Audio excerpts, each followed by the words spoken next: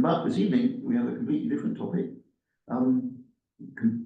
which we can just launch straight into, but it's called Completing the Turkish Coast. That sounds really intriguing. Karadeniz Kayak Tour Autumn 2003, 800 miles by kayak from the Bulgarian border to the Georgian border. So Jack, it's all yours, and thank you very much for being with us. Well, thank you for the applause in advance, and thank you for having me. It's always a pleasure to come here, and I love people that come here, and obviously talking about Turkey is my main topic, so this is a real treat. So yeah, I guess we'll get into it. The technology will now work for us.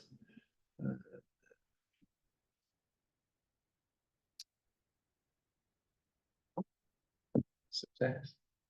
So here we are. This picture is actually from the end of the trip, so we're sort of working backwards. To those that came last time, obviously completed the year before, 2022, a trip around from Istanbul down to the south in Hatay. So this kind of closed the loop by going to Iğneada, by the Bulgarian border, over to Hopa on the Georgian border, completing a lifelong dream of getting around Turkey by kayak and getting to see Turkey better, particularly the Karadeniz region that I didn't know quite as well, only been to a few places. So yeah, that's the purpose of the trip. Yeah, if you could share the slide, because we got it there, but we haven't got it on the Zoom system. Oh, weird. So because do I go back or? I think I better call Hanina actually, because that's No, you were right, it wasn't shared. Yeah, it should be quite easy just to share it. Oh.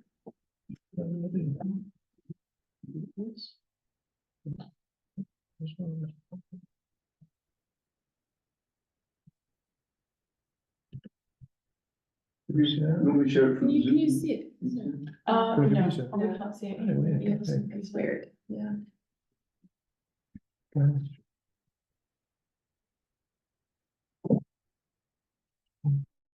Maybe if you quickly send it to Craig's email, we could open it up on this computer. I wonder if that would work.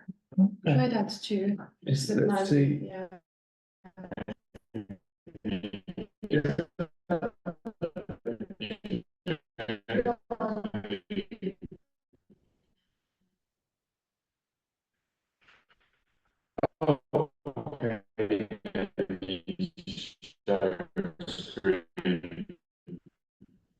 Okay, they can see application. oh, here we go. So it's happening. Getting there. Okay, Does good. it work now? Okay, Just trying to get it into presenter view, and hopefully it'll be smooth now. yeah, and then Oh, it's coming. make Can that be seen? make it Yeah. full screen. Yes, come through. But just before we start again, can you hear online? Do we need to move the owl closer? Or is it coming through all right? I don't know if you want to put a note in the chat or something, if you can hear. Or if you can't hear, you can do it if you can't. Yeah, Okay, not very clear. Right. Sound is fine for some. No problem. You can always move the owl a bit closer, maybe just for certainty. Hopefully that'll be We can good. see the notes. I You mean, can see the notes. yeah, I can see the notes. That's the next slide. That other one. That's weird. Okay, yeah, I don't but have any notes. yeah, it's not a big issue, but at least now we can see the. Okay, Okay. so carry on. Right, go ahead, Linda. Sorry about That's all right. Thank you very much. So yeah, as I was saying, this completed many year dream, so that was excellent.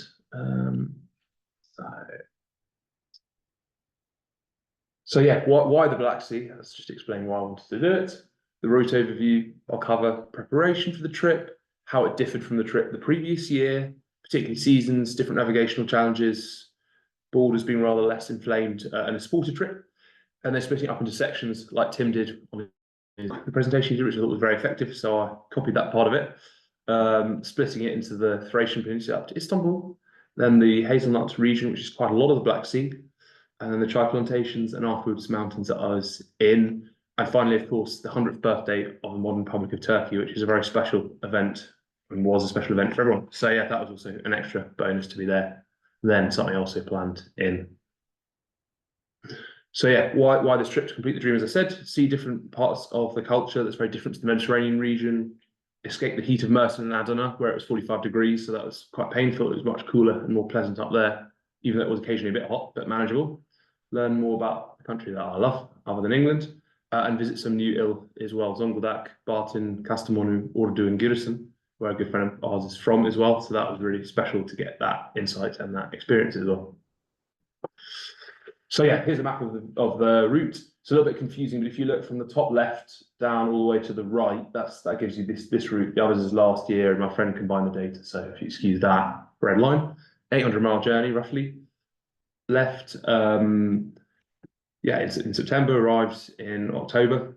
Largest distance of 58 miles. The longest crossing was 40 miles, so quite long, just west of Samson. I don't know if you can see my mouse. You can't, but anyway, right at the top, going across just towards Samson. So it was 40-mile crossing, so I was all day just crossing. You can see a picture similar to what it was like up there. First section, Sinop to Gerson, because completing that was really special, getting around the peninsula, which is quite tough, which I'll come on to later. And the last bit between Rize and Hopa, where you could see mountains and snow and all sorts, so that was very special. The toughest bit being Zonguldak up to Sinop, partly because it was a bit tough and partly some management issues, which I'll come on to later as well. So preparation, I planned the route and knew I wanted to do this route instantly, so that was fine. Planned it by my availability, worked out where I would stop for lunch, which is important anywhere, but particularly in Turkey where the food is delicious, a huge part of the day. Work out where I'd sleep at night, so sort of beaches that were get to, but remote enough that I could be out of the way. The kayak was slightly broken from the year before from the adventure, so I had to get that repaired in a Norfolk boatyard, which was very slow and required a lot of chasing.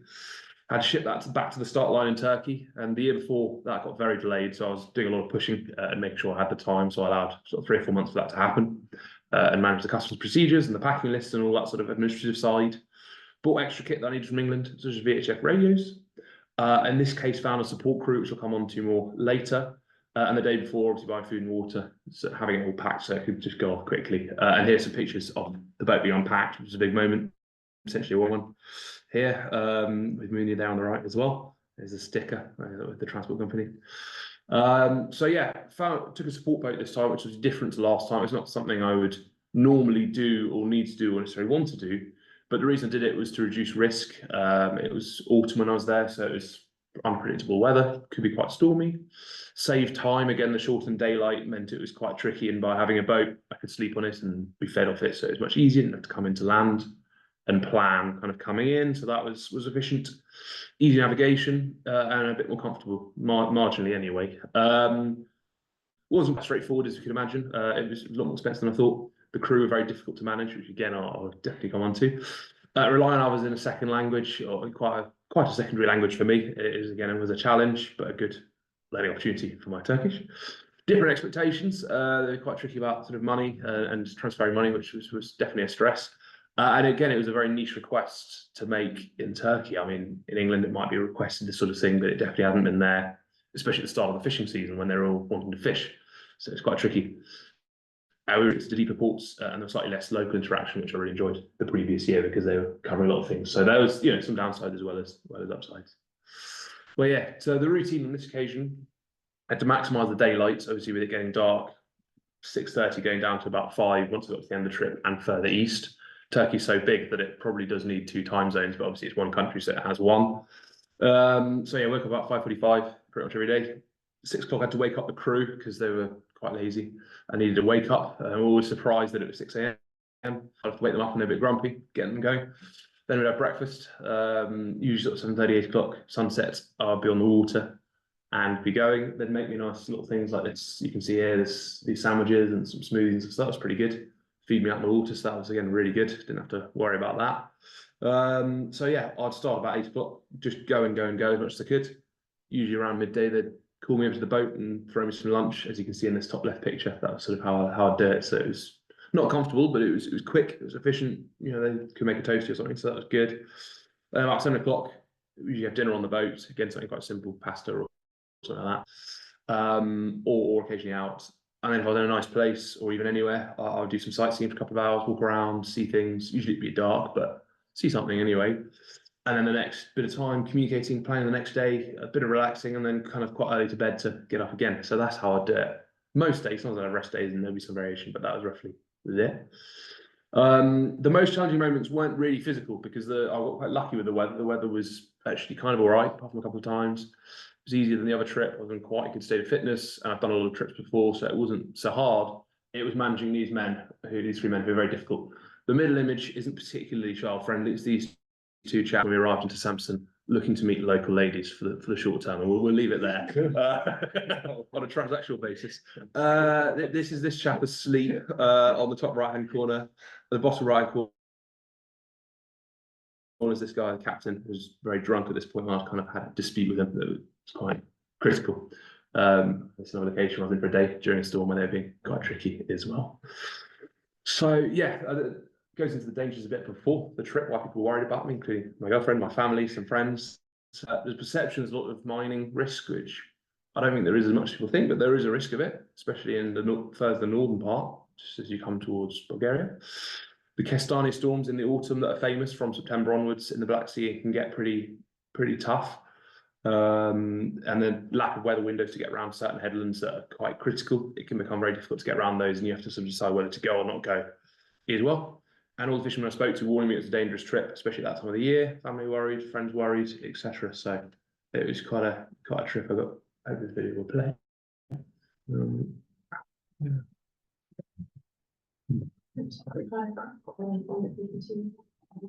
Oh, yeah. Sorry about this. Right, come out of that.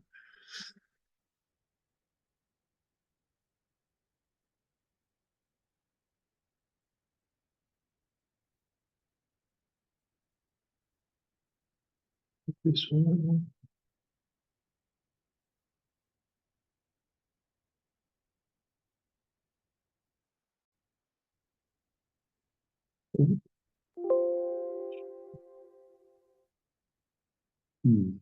I'll just drag down the slider and just click the actual slide in the slide view. Slide view. Or hit the arrow button, next arrow button, that might do it. Oh yeah, let's see. Just the arrows. Oh. It's not quite working. Well, maybe I have to come back to it, to the video part. I don't know. So. Well, obviously I can't touch here, but I mean, there is a, if you want, just press escape so you can get out of that view. Yeah. Okay, and then slide on the edge there, come to the slide you want to come to, click that. Okay. Okay, and then go into slideshow view, if you know what I mean. Okay, let's see, hopefully that'll work.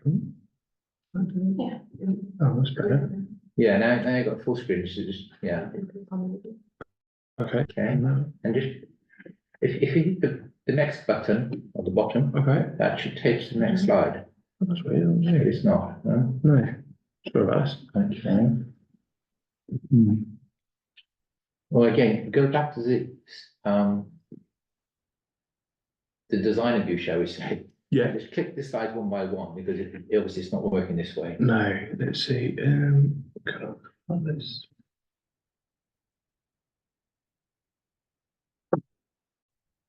Can you do it from here? No, because I'm just recording, so See if I can do it from here. Sorry about this. so can you see your menu, the slideshow at the top there menu? Because I can see it. Slideshow. Okay, yeah. Click slideshow. Yeah. Okay. And then present online or from current slide? From current slide, maybe. From current slide, yeah. Let's see. And then carry on basically. Okay, resume. Because all you're doing is you're clicking the image. Yeah. It's like and you're in a design view, like to edit the image, so you don't want to do that. Okay. Or the alternative way is just to pull down the slide at the side there and click the images one by one. Just stay in that view basically. Okay. There we go. Yeah. Just click again. Click the next slide. Okay. Go down and you're Down. Yeah. Yeah. No, you click the same slide again. Just go to that. Okay. Now you okay. Oops, you missed it again. Right. Do I need to press down? No. Bring the cursor down to the next little slide. Okay, yeah, there. Okay, there we go. Now click that. Right click, yeah. No, just left click. No, Okay. normal click, and that should bring the slide up. Oh, there we go. Okay. Yeah. Oh, Okay. better. There we go. Okay. And just keep doing that basically. Okay, so we've missed the videos, but those two. But anyway, apologies. Here's some navigation, just showing you the difference between how detailed navigational harbours are in England versus Turkey. You can see the top. This is Portsmouth Harbour. Such thorough detail. I couldn't even zoom in enough on it. All the lights and tidal detail and all sorts regulations. Here's Antalya Harbour, a much bigger city, much bigger port than Portsmouth. showing. It's not on the screen. Yeah, I can see it on the Zoom, but not on there, and yeah, I mean. Oh, yeah,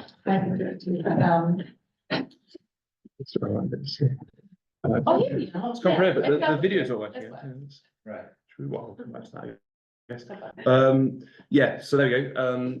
They did have a computer that was almost as high tech as this one on the top deck, where we could look at some of the navigational charts and different apps and that sort of thing to work out routes, timings, distances, all sorts of things. So that was very useful. We covered a bit of that before, working out expectations.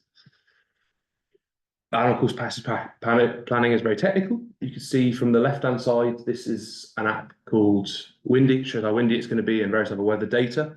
The orange is really quite stormy. It would be pretty hard to go in that, even if the wind was bloody, which it is in this image. So this would show at the top at Sinop that it's kind of too stormy to go, so you'd have to wait. And you can watch this progress over time. Maybe the green is probably the maximum that I'll be able to manage quite comfortably and it to be possible. These other details to the right are maps where you can plan a route based on distance. You can plan the water depths and all sorts and angles to be on the bearing, so you know what position to put the compass on, so you get round the headland at the right time. Luckily, you don't have to plan tide in Turkey like you do in England, which is, again, an extra calculation, so that makes it a lot easier in terms of distance, navigation and timings. So that's very good. So yeah, getting into it here, top left-hand side, you can see Iğneada. This is where I was leaving. This is me being set off. Again, I'm not sure how to get this video working now, but we'll see if I can do that. I'm not sure. But here it is. You can see this is here. There's the support boat. There I'm on the beach. There I'm with a few friends about to leave. So we'll see. That's one of the videos. I'm hoping it will work. I'm not sure. We can come back to all the videos. We might have to come back to videos at the end. Yeah, apologies for that. Yeah. So this is the video. I'll just get through that. Anyway, a couple of days later, arrived into Istanbul. We're staying in Kilyos with some friends. We're in Sarıyer. This is many of us, some very good friends of mine and Muni's from university, and their family, particularly the guy second to the right, Furkan. He's a really good friend of ours with his wife and his son. Who were in Kilyos on the day. Here I'm in Sarıyer, and to the right is Muni waiting for my arrival. It was very late. It was sort of 2 or 3 a.m. because of storms and various reasons. So that's all part of the deal with it. The route then continued. The Thracian side was very beautiful, very empty, more empty than I'd sort of imagined, especially how close to Istanbul it is. And you can see an example of it on the right-hand side. Then passing Şile, which is where this castle is here. It's quite a majestic port, a bit overdeveloped now, but very magical to see that and climb up to the castle after the evening. And then further east, just after where Tim crossed over, just the other side of Karasu, is the very empty beaches here, where it gets really empty again. Very beautiful, sparse, a lot of space, which is a nice rarity after England as well. And some beautiful sunsets coming into Zonguldak here, bottom left with the boat. Sunset coming behind the boat. So yeah, that was great. I've got another video, but I'm not sure how that'll go. Just to show you the idea of the landscape and being on the water. It's pretty magical, but we'll come to that at the end. So yeah, this is moving along into Zonguldak, which is where it starts to get really beautiful. Got away from Istanbul, got away from the sort of flat, quite repetitive coastline, and you can see all the rocks on the left, the sort of caves to go into. It was really fun. All the trees were starting to lose their leaves. It was going into October as well. So that was good, quite calm sea, so I was very lucky to be able to go right by the rocks and really sort of see everything. This is in Zonguldak Karadeniz. There's a very old tree that's 600 years old, so that's me standing next to it because that was quite special, like a London plane tree.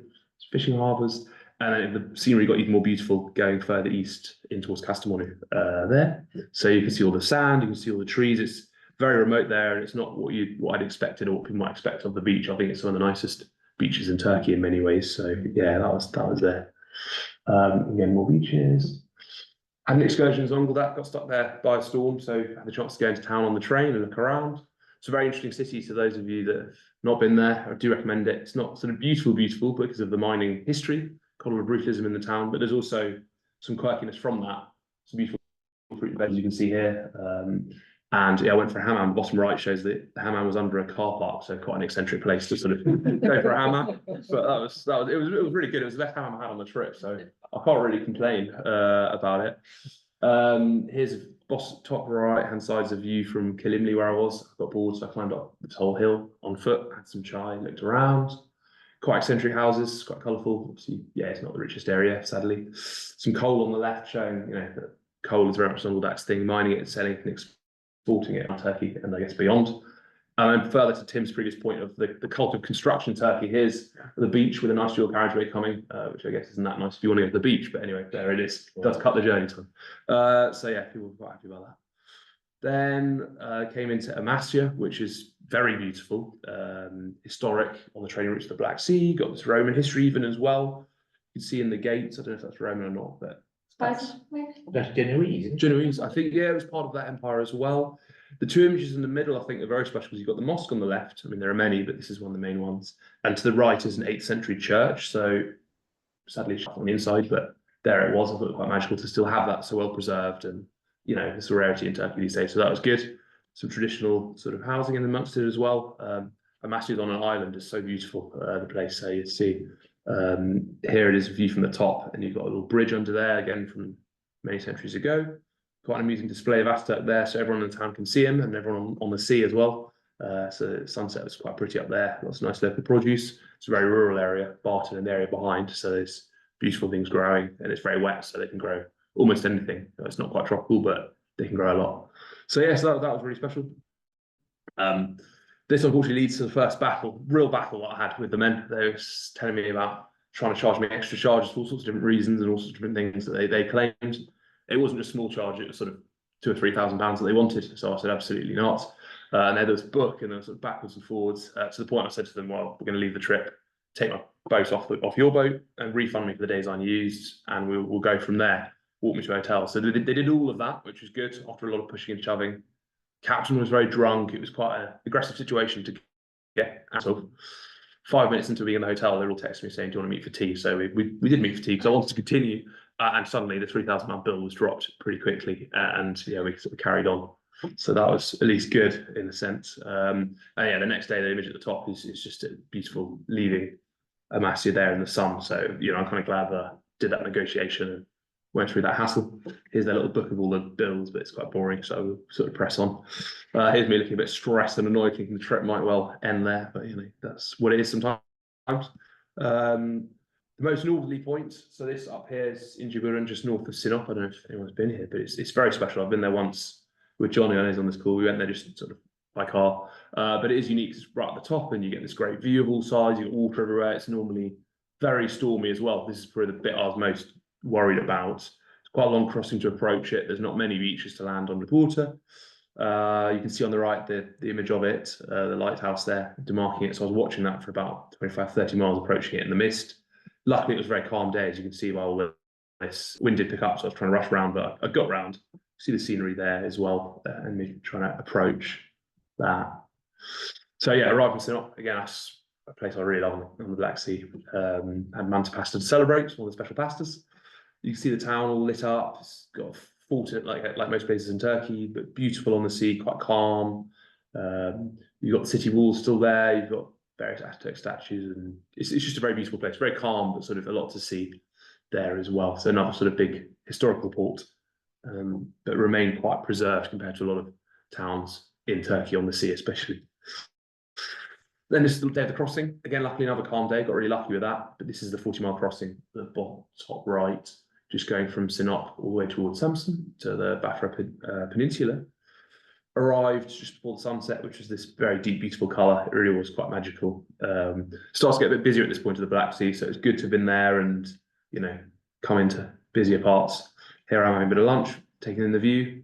Here's the boat being stored at night. Captain trying to sort something out. Some inevitable problem on the boat, but he wasn't being very clear about. But I knew it was a problem, but luckily he fixed. Here's the petrol man serving petrol while smoking, so they're pretty relaxed about safety. So yeah, there you go. That was everyone getting delivered. But yeah. It's fine. It was all amusing. He had a good time. I'm sure he's still there delivering petrol at the same port as we speak. I hope he's anyway doing his job. So yeah, there he is, all smiles. He's a nice guy. So yeah, approach Bafra. This is a delta that comes out between Sinop and Samsun. It's one of the most beautiful places I've been to. Sadly, I don't have any pictures of the actual delta for whatever reason. I don't quite know why, but there we go. I was too focused on being excited by the view. It was a hot day. It's a really beautiful place. You've got the rivers coming out, and it's sort of 30 miles away from anything, so it is really remote and keeps its charm, keeps its beauty, which can be rare in Turkey. that was a good thing. It hasn't been trashed, so it's really special if you get a chance to go there. This is approaching Samson, the picture on the top right hand side. Just from a distance, I was approaching it for about 20 miles, 25 miles, just kind of approaching it, and getting excited as it emerged from the mist, racing against the sunset. Here's one of the beaches nearby. The large boat is the Malkoçoğlu family, which is a big family in Samson. They're a big fishing family apparently as well. That's me arriving, and you can see again more beautiful sunsets. So I was spoiled by that. Arrived in Samson, had a day there because of wind and things, which was good. Looked around. This on the left is Mayıs, where Atatürk arrived on the 19th of May, as the title suggests, by boat from Istanbul during the Independence War. And it's a very beautiful museum. I went into the boat, which was kind of quite fun. Built in Scotland, surprisingly, because they can't build boats anymore.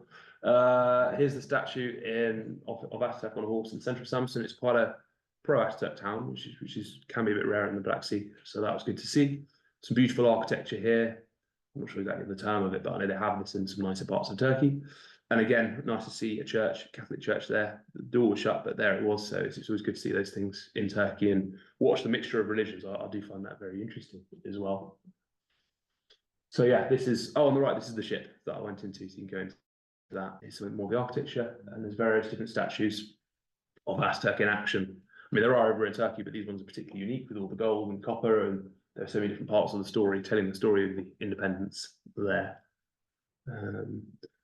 So yeah, pressed on east to Ordu. A video I've come to at the end, but it just shows how rural it is there and what beautiful things they produce. You can see figs and all sorts of vegetables. And these chaps are just haggling over some hazelnuts. So it shows that's just an entire warehouse just doing that. So it's so focused on that there. And here's a bit of the scenery. I had time to go for a walk over one of the stormy days. So I climbed quite high up into the hills in the middle of the rain and saw this view and saw various other views, which was, again, a really special thing to have done. And nice to get off the sea sometimes and see something different and kind of compare them and get a feel of the area you're going into and what you're passing through when you get back on the boat the next day. It's something nice to think about. So yeah, that was that. This is Giresun. This is where our very good friend Furkan is from originally. It's a beautiful place. This really is the capital of the hazelnut, as you can see here. That literally says there, it says it. Giresun Fındık Başkenti, so capital. You can see two shops next to each other, an old one and a more modern one selling only nuts and nut pastes and extracts. And there are many of those, the statues of it, of course, commemorating it. It was the season of tangerines, which I love, so that was really good to have them whenever I wanted. There's me underwater a little bit in the storms. And here is a map in one of the shops showing what it was like about 100 years ago before they put the dual carriageway on the seafront. And this dual carriageway is about as old as me, but this is from a while ago, so it just shows how magical it was. It still is magical, but it would have been nice if it was a bit more like that. But anyway. Oh yeah.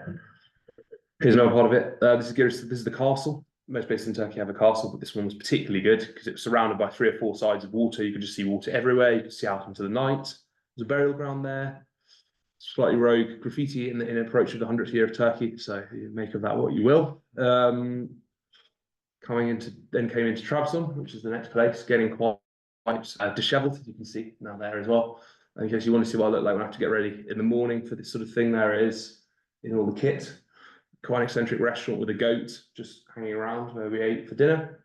And it gets more and more rural again at this part. So there were dolphins there, as you can see in this picture, which was really magical, following me and going here, there, and everywhere. I've got some videos hopefully that can be played.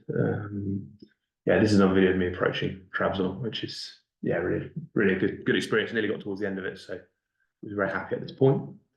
Here's the videos we'll come back to. Awesome dolphin swimming that the boys got, which was really good. So yeah. Next. Oh yeah. So to come into it, the nature of the area is so magical, not just here, but the whole Black Sea. And you can see the variety of things. Yeah, the tangerines by the season I was there, grapes at the earlier part, pomegranates, palm trees, which you wouldn't necessarily expect, figs, all sorts of different flowers. I'm not even sure what this fruit on the bottom left is, but it's very tasty. I've had it a few times. So yeah, that's just part of it. I mean, there's so much to see. So that's that. Finally, nearly towards the end, coming to Rize, you can see that as autumn's approached and as we get further east into the massive mountains, you can see snow from the water. I mean, I've never really had that. I've had it once in Scotland with Ben Nevis, but not to this extent where you can see snow for miles. And you can see the Black Sea almost curve around. So I've sort of nearly achieved that.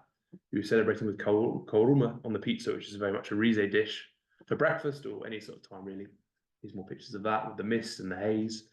had a broken boat, so that was a bit of a stress with the pedals, which was quite a key thing to make direction and make ground. So luckily, I was able to fix that with the boys as well. So that was good.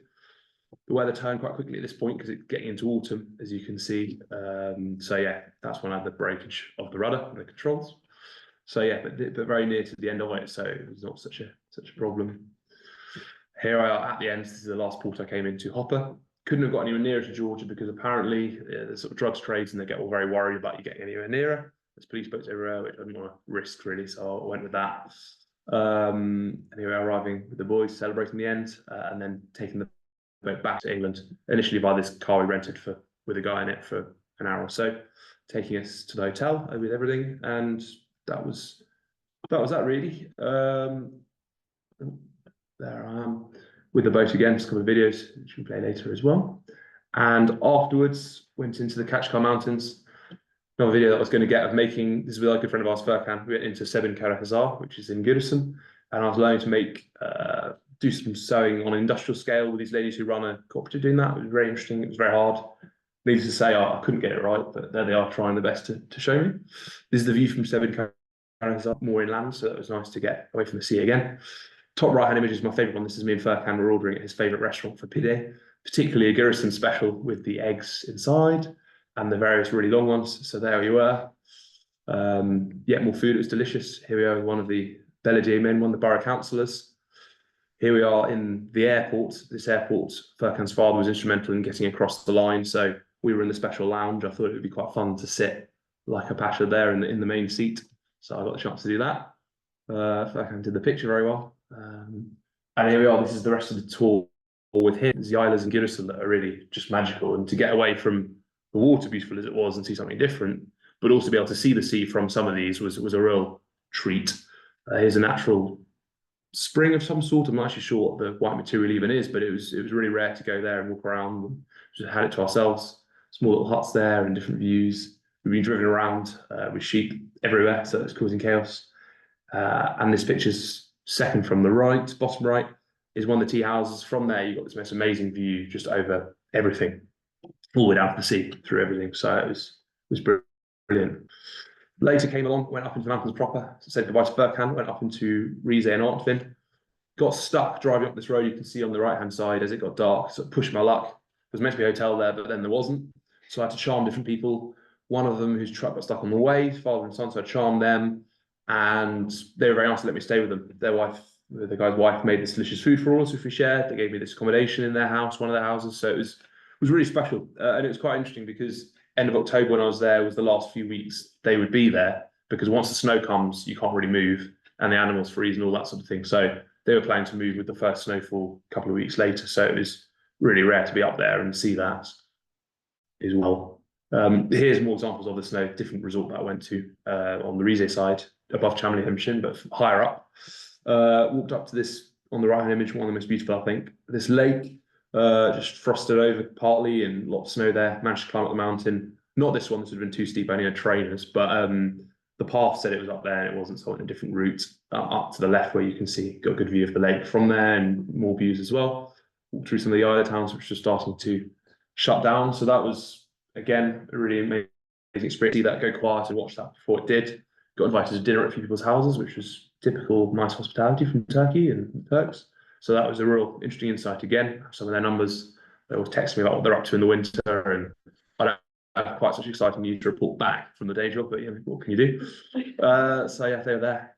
And then obviously finally back to Istanbul before coming back to England to start my new job. It was the 100th birthday of the modern Republic of Turkey, 29th October 2023. So you can see all the posters are up here, all the Atatürk flags and Turkish flags and everything. It was a really cool experience in all the streets, and the atmosphere was really wonderful. Managed to capture some pictures. Quite rare, I suppose, to see a mosque have such a Atatürk and Turkish style sort of flag there. So that was interesting to see. Everyone getting very excited. There were some great parades in Sarıyer where I used to live. Lots of different types of characters. These boys in their huge car. Different posters promoting the Republic and the 100th year for different purposes. Even a special coin for the 100th year that I got given by my friends in the area, which is very nice of them. So I've got that, which is special. Naval ships coming up through the Bosphorus, so I got to watch that. 40 or so of them came up. Even towers in the central districts were sort of transformed for this. Adverts everywhere. So it was a really exciting time to be in Turkey. I look forward to it as soon as I sort of got to know Turkey and gone there and realised how special that is in Turkish culture and history. So it was really magical. So yeah, that was it. I suppose the question is, what is next? There's not much left per se, because I've gone around all of Turkey, which is excellent. Gone around all of England pretty much, and most of Britain. But the bit that's left is from Bristol down to the Isles of Scilly, which would be very nice, which is on the right. Or possibly do something in Morocco, with Mooney maybe, from Gibraltar over to Agadir. You've got these different beaches you can see on the left, so it's very beautiful there as well. So there's different options there. So that's it. Thank you very much.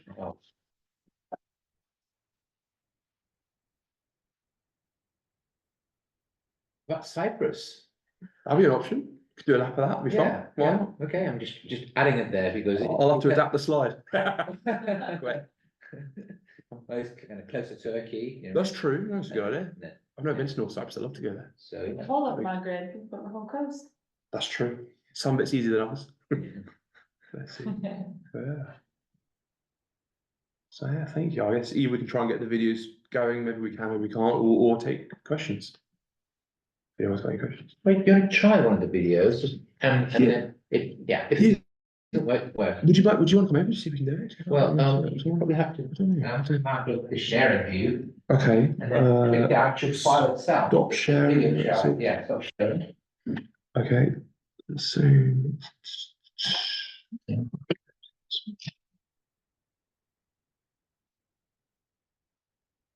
This one?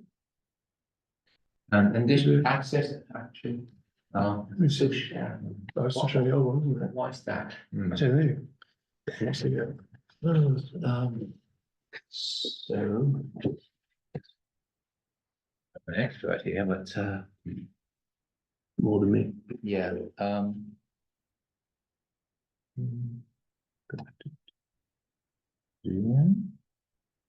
And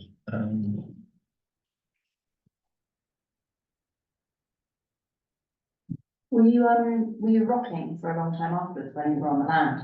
Or did you- Yeah, although I'd sleep on the boat, so the boat would be rocking a little bit, so it wasn't too bad. I'm quite used to it. I mean, if I sit down and properly relax, then you do feel it a bit.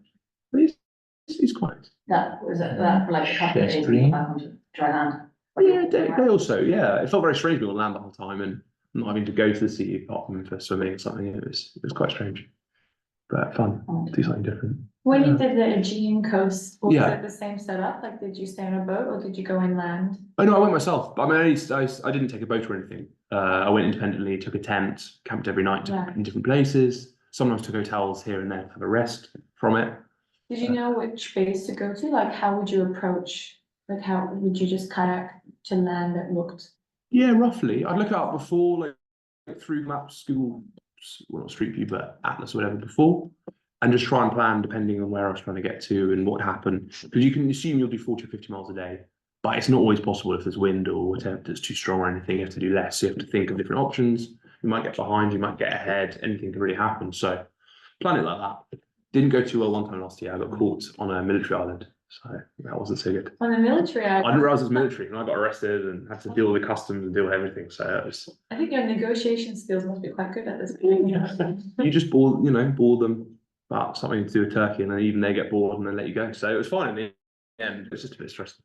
Well, that's Sorry to good. hear about the bad crew. Oh, It sound like, there's a cult movie called Gimme, or Gimme. It sounds like that. Yeah, it goes. You see the bits.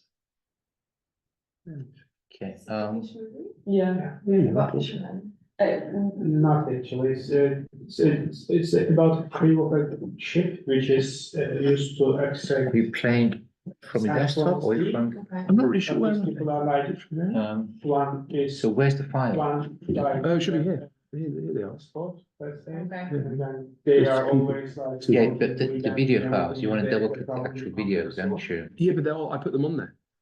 Uh, Sorry, I should say I made them into the printing. Well, that might not work because this is working on browser Zoom, you know what I mean? Okay. Not the actual Zoom out. It's like The process. Okay. That's all right. Okay, so was fun. Let me just write this down. Like, it's a cold movie in Turkey. Yeah. God, everything's working so slow. It's quite nice, yeah. Okay, there's some, questions from the Zoom floor. Oh, brilliant, okay. I'll just read them out for you. That's very nice of you. You're right. Did you go to many other countries as you're going along? Was it? None. Oh, not on that coast. On the Mediterranean coast, some in the summer, because it was quite, I was there in summer and it's quite nice to sort of go around a little bit, but no one was going far. So no You've one's got good as to what you're up to then? Very. You came, yeah. very surprised. Because I was in England, people do it, but this sort of trip, but in Turkey, no one does it at all really. So it was very unique and I don't know, they don't do extreme sport as much as we do, I guess, in that same way of, so I think they were just very confused. I don't think they have a concept of expedition. Maybe that's why it is. I don't know really. I wonder if that's like a British one.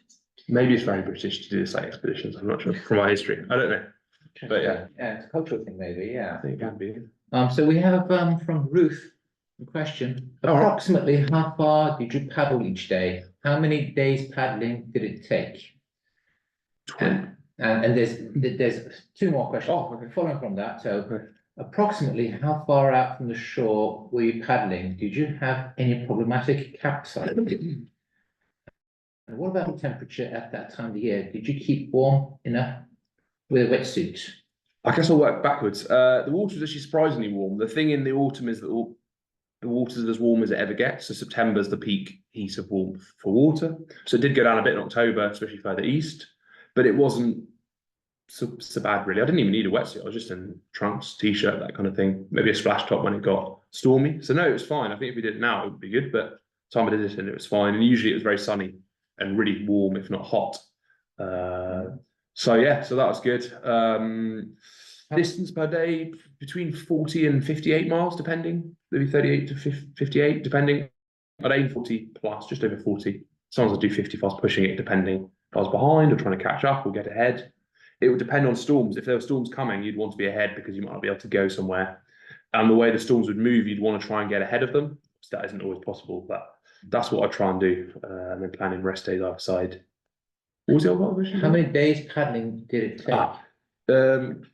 About 25 days, roughly, Okay. including everything. Yeah. And another question within that bunch is approximately how far out from the shore were you paddling? Oh, okay. Did you have any problematic capsizes? Oh, yeah, so the maximum probably on the crossing between Sinop and Samson direction, that was maybe 10, maybe 12, 15 miles off, roughly offshore. So it wasn't miles and miles. I've been further offshore in Devon and places like that in tidal water. So it wasn't too bad, but yeah, it's quite far. It's far enough that you can't see things in full detail and it gets a bit, I don't think boring, but you just get a bit on your own and it can be a bit long, I find, when you're that far out and don't see so much. It's to motivate yourself to keep going. It can be quite tiring. Did I have any capsize? I had one capsize, but luckily I managed to sort it out, so it was fine. So yeah. Another question from John Fawcett. Oh, thanks, John. Okay. Great presentation, my good man. Thank As you. you know, Turks are generally very friendly people, but would you say there was a marked difference in personalities between the peoples on the north coast compared to the Aegean and Mediterranean coasts?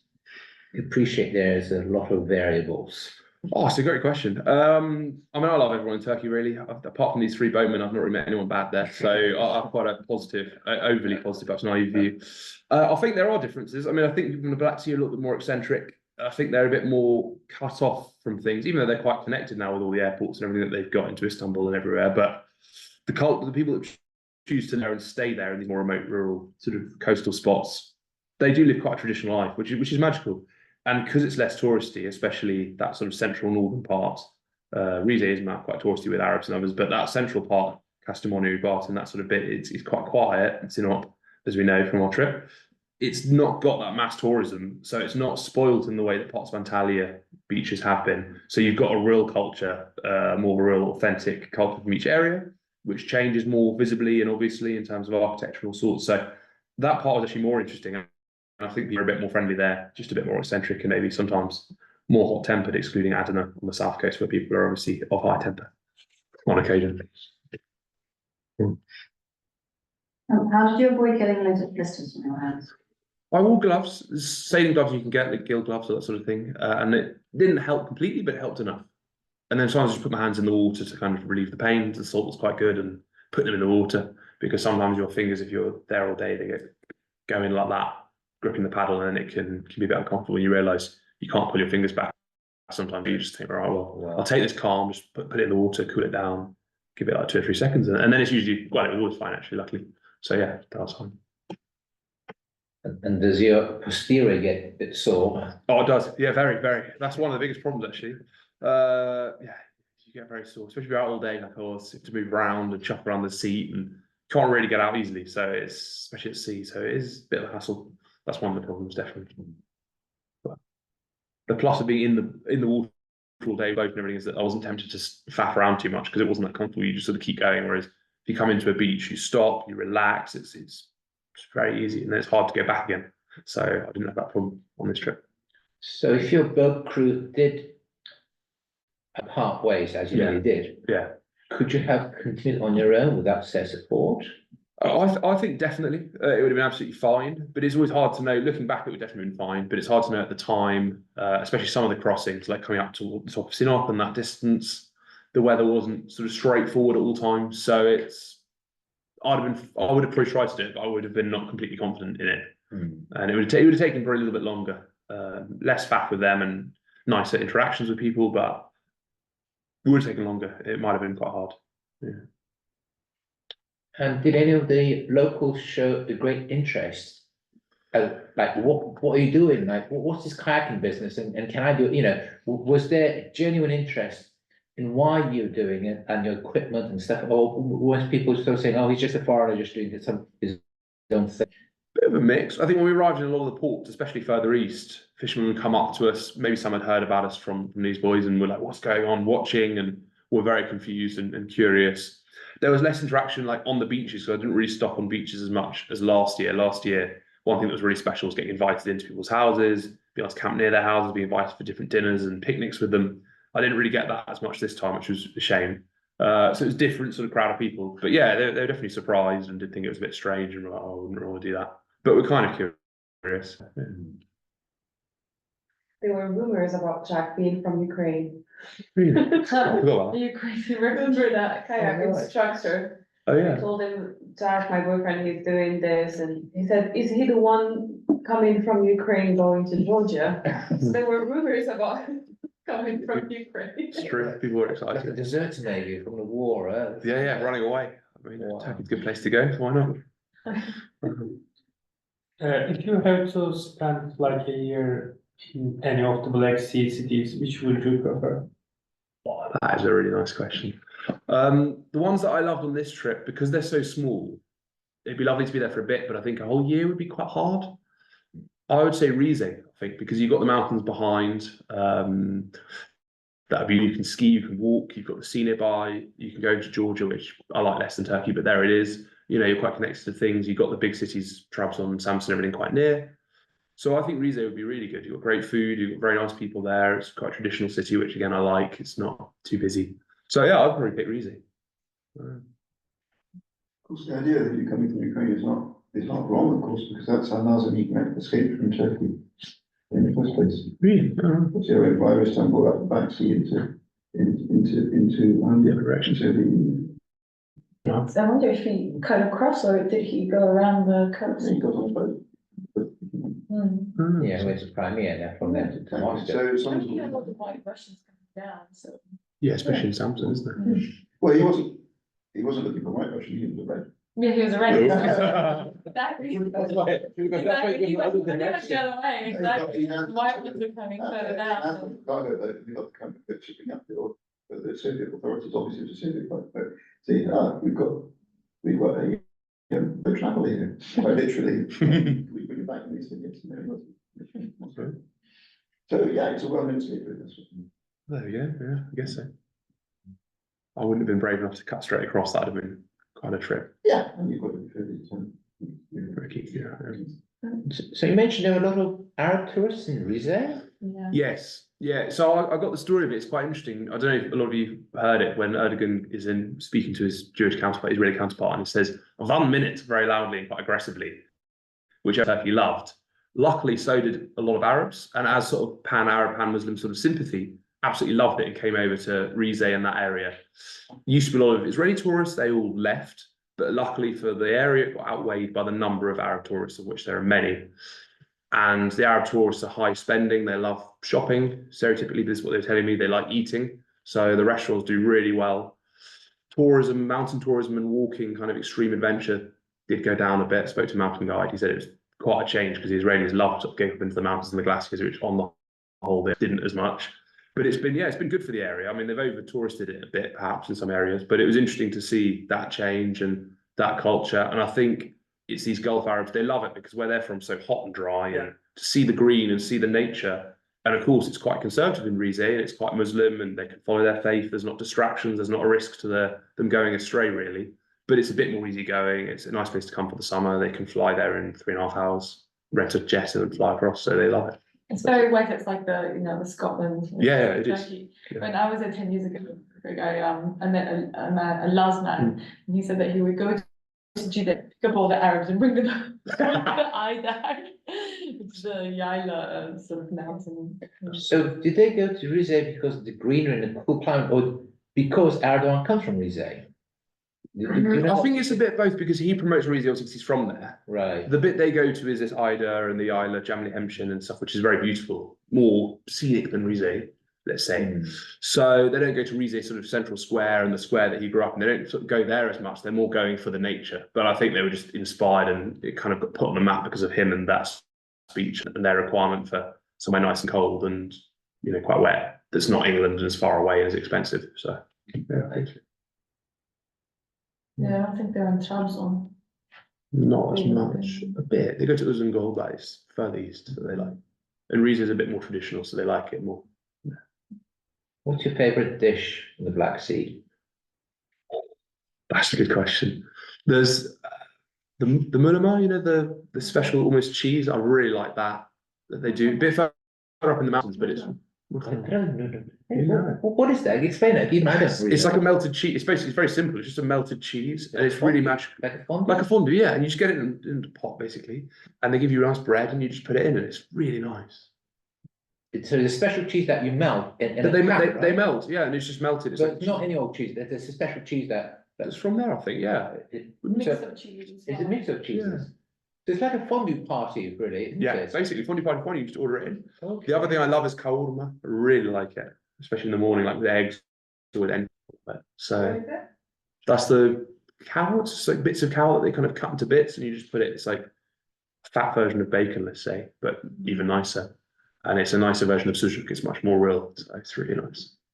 So yeah, those are my favourite. And was the Hamsi season? When I mean, Just starting. I think I started just at the start of the fish season. So yeah, Right. there was the start of it. because they ate a lot of that. Yeah, they enjoy it. Like So that's the Black Sea anchovies, so they really go for it, don't they? Probably, I don't like fish. Which is a bit ridiculous. So I'm trying to, You- but yeah, you see but too much of them. yeah, probably just see them everywhere. So I didn't really enjoy it. But Okay. but no, that's big things. No, it's good. Were you ever scared? Not really. I mean, I'd occasionally wonder what the boys were doing on the boat because we'd be far apart and they're a bit erratic. So I'd sort of think, are they going to take off with my stuff? And then I'm sort of stuck. Wow. There was a risk of that. But then I kind of thought the way I incentivized them with the money was that they wouldn't do that because they would get payments in installments, particularly at the end. So I sort of worked that out that they might, but that hopefully they were quite money minded and commercial and that would sort of keep them close enough. And they did keep close. But apart from worry about them, no, I wouldn't be worried about anything really. It was fine. Like one day it was a bit choppy, but it was all right. Now, there's some big rivers that enter the Black Sea from Turkey. Yes. Would you kayak down some of those big rivers to that big delta you talked Oh, about? I'd love to. That'd be magical. So, You know, a trip. so that would be, is it the Kızılırmak, yeah. Kızılırmak, That's the biggest one in Turkey, yeah. Right, so the long rivers, because Yeah. I think that it like, first of all, goes the wrong way, shall we say, and it Mhm. curves and goes, so, it's like a big hook, isn't it? Yeah, yeah. Big hook. So, I think that'd be brilliant. See the interior. so another idea for you, perhaps. There we yeah? go. That'd be really Okay. good. I think the only thing with rivers that I find is if there's weirs in the way and dams and stuff, you can get around them, but can be hard. That'd be my only thing. I'll get around I don't it. even know if that river's down. If it's not, then it's a great idea. Yeah. Just go with it, go with the flow and see what happens. One of, again, Zoom guest in COVID Oh. is saying, great presentation. I'm still hoping to do some kayaking on the Black Sea sometime. I'll have to pick your brains about this sometime. So Oh, yes, please. I'll connect you to, so you can exchange information, shall we say? Yeah, I'd love that. I think it depends where you're going, what time of year, and what you kind of want. With do you want rough, do you want rough, do you want whatever really. Well, in terms of the Sounds dangerous. I know. Well, yeah, it can be. So it depends what you want, and there you go. But you wouldn't seek danger, would you? When you say, do you want like go in the middle of winter, would you? No, I wouldn't. Some people do though. I think if you know, if you're very high level and really like a challenge and you like the waves and you like to sort of play in them, some people love it. I don't. Because the Black Sea sounds like a dangerous sea to be in the winter. It is. I wouldn't recommend it. Right. I really wouldn't. But if you're very confident, then maybe you could. I think the storms can appear out of nowhere and suddenly go like that. Yeah. Right. Yeah, There's no seas, isn't it? Yeah. Yeah. So Maybe that's why it's called the Black Sea. maybe. Never thought about it. Could be. What's the feeling like as you get closer and closer? I'm not meaning as you're seeing it immediately ahead of you, but closer and closer day by day towards the finish line. Is it like a mixture of both excitement of achievement, Yeah. but also grief of that this is gone and it's not happening? Like, Yeah, what's it like? it's basically both of those. And there's a sort of point, you do a lot of planning for these trips, and if you spend a lot with moving and all that, so you sort of, I have a point in my head of how far would I be to consider the trip a failure or success? And I think once you get past certain sort of key points, it feels more and more successful. So you have more confidence. I mean, I think particularly passing the top of Sinop, you know, I've not covered a lot of that area before, and that's quite tough. It then gets easier after there. So for example, if the boatman let me down, I could have probably continued quite happily from there, or come back another year or whatever it was. So at that point, I thought, right, I've kind of come around a really hard corner here. And I'm not so far from the end and doing quite well, you know, within the time I was a little bit ahead. Okay, great. So that would, you know, that sort of point onwards, it was really good. Before that, it was building up, thinking, well, am I going to get there or not? And as I did, then that was great. Then coming towards the end, you get really tired. The boys wanted to get back because I'd paid them for time and they just wanted to rush off. So at the end, there was like no rest days, it was just going and going and going. So it got a bit tiring as well. At the end, the days and days, I was sort of thinking, but it was magical, and the scenery always changing is so good, and wanting to see what's around the corner and getting the cultural feel in each place, which is quite different. So it was good until the end, and then it felt surreal. It was like, oh, it's finished now. What do I do tomorrow? So I had to sort of make a new plan and carry on. Is there a moment where you realise it's all going to be fine, I can relax, I'm going to make it? Or do you just have that throughout, like, as well? Not really, not until the very end. I mean, when you were very near a day or two out, you could always shorten the finish line a bit because, you know, I didn't do it for any charitable thing or anything this time, and it was just quite relaxed. So I had an idea where I wanted to get to and was a bit flexible about it. But yeah, nicely just hoping it continues and thinking, oh, I'd never be worried if it didn't happen, it didn't happen. You know, there's always ways around. You can get something fixed, you can delay, you can do it another time, you can not do it in a different way, rent a bike. I mean, there's a lot of ways around it, so it was fine, really. Now, you did some hiking in the mountains, right, by the Georgian border. Yeah. I mean, the scenery just looked absolutely amazing. It is. There's lakes and glaciers and whatever. So presumably had you got the right gear, because you just had like trainers on, right? Yeah. You would have gone higher up and seen more. I'd have loved to have done it. Yeah. But maybe, I mean, separately, you might want to presumably there's even ancient Georgian churches and whatever, ruins and what. Yeah, there are in a lot of places. And again, the magic of being higher up and seeing everything and doing crossings where you cross from one county or valley to another. There was a small one I could have done on my own, but I'd love to do some bigger ones. And yeah, the right kit, I think being brave enough. And also, you can get guides for certain bits. So some of the passes are pretty. I got a guide for a day to show me some things, and he was like, "Oh, if you had the right kit and if this and if that, I could have done it." I was like, oh, "Okay." So yeah, something like that would be really fun as well. The weather was okay. You went to Georgia the last bit. Yeah. What was shockingly different from the Turkish Black Sea region? It's funny because it's very similar and very different. So I went to an ethnography museum in Georgia, and the lady was taking me around and everything, and she was Batumi. It's Batumi, yeah. Okay. So it's very close to Turkey, and it was within the Ottoman Empire until the late 19th century. But she was explaining things to me and asked me things like, "Oh, do you know why this is this? And do you know why this is this?" And I kind of ruined it for her because I knew every single thing, and it wasn't because I'm really clever. It's just because it's very similar to Rize and Artvin. And I sort of explained that to her at the end, and she was sort of quite disappointed and quite surprised. So that was quite similar in a sense, the way they have the houses, the traditional houses are built, and the farming and what they grow, and a lot of cultural things. However, I think the big change is obviously religion. So Turkey, especially to the east, is not very Islamic, but it's quite Islamic, and there's mosques everywhere, and people are quite traditionally dressed. And then you go to Georgia, which is a mixture of Soviet atheism and very Christian Orthodox. So it's just very different. You know, the food is different as a result. You can have beer everywhere, which you don't really get in East of Turkey. I mean, just everywhere. And it's sort of surprising being somewhere for a month where you don't see booze too much to going somewhere where it's literally in your face and there's sort of fat Russians getting drunk. It's like being back in England. So it's such a surprise.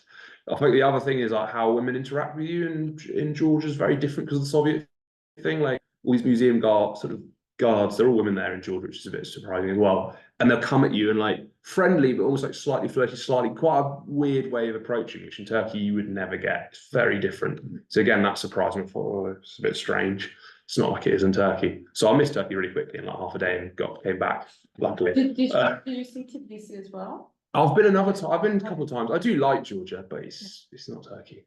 So it's all right. It's a nice enough place, but no, it's not magical. And the architecture is very different because of the Soviet time. So Batumi is interesting because you got a mixture of Soviet architecture, traditional architecture, and very modern kind of Dubai in a way architecture they're trying to combine. So it's very interesting. It's really worth going there. And a lot of people speak Turkish there, so that's quite lucky as well. And a lot of Turks go there. So you can be quite comfortable. And then they've got different food, Uzbek food and all sorts. So no, it was a good trip. It was worth going. So you went to an ethnographic museum in Batumi. Yeah. Did it just show like Georgian traditional dress and that sort of stuff, or was it a bit more interesting than that? You're asking for the Abkhazians. Well, no, I'm just because I've never been to Batumi, so I'm kind of curious, basically. The museums are really good. I've got to say, I mean, they're really good. They've got similar, so everywhere in Turkey's got an archaeology museum. These places, they have an archaeology museum there, and the similarities and differences. Some of the buildings are really impressive. They've got like these 1930s, very fancy buildings that are really interesting and very grand in a very different way to how the museum might be in Turkey. What they're explaining is very different. Some of it's in Russian, so you have to just guess and look at it. But it's really interesting to see how it compares, how it's different, how it's similar. I'd recommend it a lot. It's so interesting, and where the museums are, and there's lots of different ones, and some are further out of town and more homespun, and some are more in town and more kind of functional and state-like. And yeah, the whole thing. I think Batumi is really worth it, and you can see most of it in a day. You can get a good idea of it in a day and know it all. Not all, I know lots of it in 2 days, so it's a good place to visit and compare as you cross.